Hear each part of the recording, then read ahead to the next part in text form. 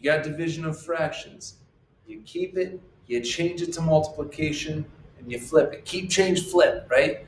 You make it the reciprocal on that second fraction. So here the first fraction just stays 4x to the third over 9x squared y. We're changing it to multiplication. The 9y to the fifth will go up top,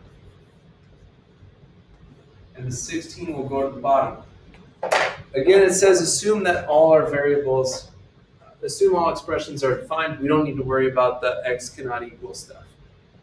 You can multiply 4 times 9, 9 times 16, that's fine. If you see anything easy that you can cancel out, do it first. Like 9 and 9, just get rid of it, right? 4 and 16, how many 4s go into 16? So we'll make that 4 a 1, we'll make this a 4. So if we just even clean up from there, the numerator we have 1, x to the third, y to the fifth. The denominator we have 4, x squared, y to the first. So as far as the x's go, there's one more x in the numerator. And as far as the y's go, there's 4 more in the numerator. So final answer, numerator we have x, y to the fourth. The denominator, all we have is the 4.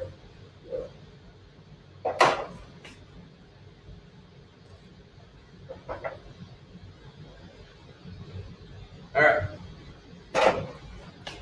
X to the fifth minus 4x to the third, they have x to the third in common, which leaves us with x squared minus 4, which we can even factor that further, but we'll get there step 2. X squared minus x minus 2 would factor to x minus 2 times x plus 1.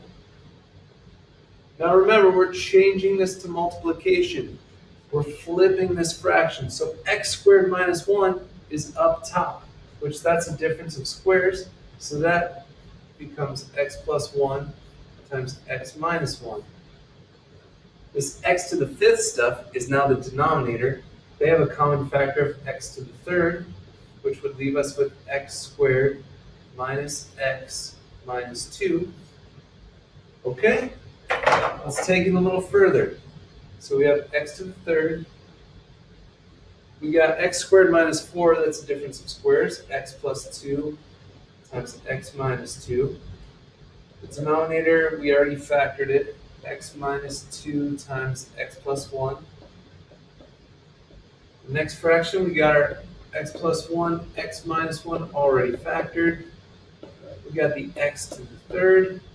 X squared minus x minus 2 would factor to x minus 2 times x minus 1. Or sorry, plus 1. All right, now we can start canceling stuff out. I see x to the third on both of them. Just get rid of them. I see x minus 2. 1 for 1. I see an x plus 1. It doesn't matter. I know there's an x plus 1 over here as well. Just make sure you're doing 1 for 1. So what's left? I got an x plus 1. Can't cancel that. I got an x minus 2. I can't cancel that. So we're ready for our final answer. Up top, we got x plus 2 times x minus 1 over x minus 2 times x plus 1. That's the way I would prefer you write it, the final answer. Again, some teachers might like you to FOIL that out for a final answer. I would like you to try these two problems. You got this. Don't worry about the excluded values.